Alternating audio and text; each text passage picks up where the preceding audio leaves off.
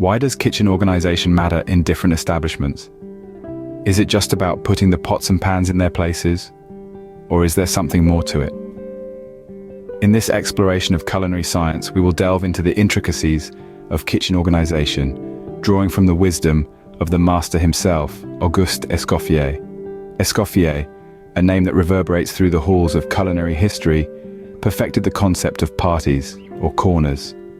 His innovative approach was born from careful study of food production, recipes, and the allocation of tasks to different specialists.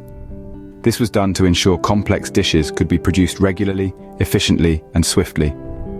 Escoffier's kitchen was divided into sections, each responsible for a specific contribution to the overall food production system. This organizational method reached its height of complexity in Escoffier's kitchen, where the end products had to be of the highest finish, yet completed in rapid sequence for a substantial number of customers. The principles of kitchen organization, while standard, do not have set rules for how many sections and how much staff a particular kitchen requires. Factors such as menu extent, number of persons to be served, and management policy are all taken into consideration. For instance, a large kitchen catering for many will have more sections than a smaller kitchen catering for fewer. The number of staff in a section is determined by the amount of work and the importance of the section's contribution to the menus and the skill of the work. Escoffier pioneered the traditional kitchen organization, dividing his kitchen into multiple sections like grill, roast, vegetable, fish, sauce, soup, larder, pâtisseur, etc. As everything was done manually, this division was necessary.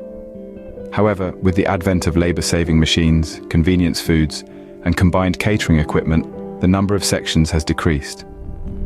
Changing public taste, favoring simpler menus and meals, has also played a part in this change. Nowadays, kitchen organization varies with almost every establishment. In former times, there were large specialized staffs called brigades. The various sections were clubbed together to suit the establishments.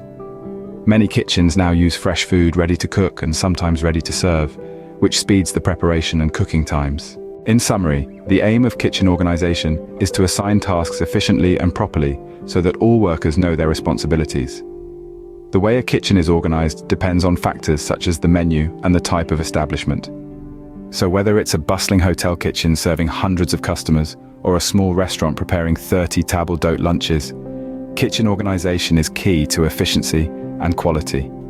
It's not just about where the pots and pans go, but how each corner of the kitchen contributes to the overall operation. Thanks to pioneers like Escoffier, we've got a blueprint to build upon, adapting it to suit modern needs and tastes.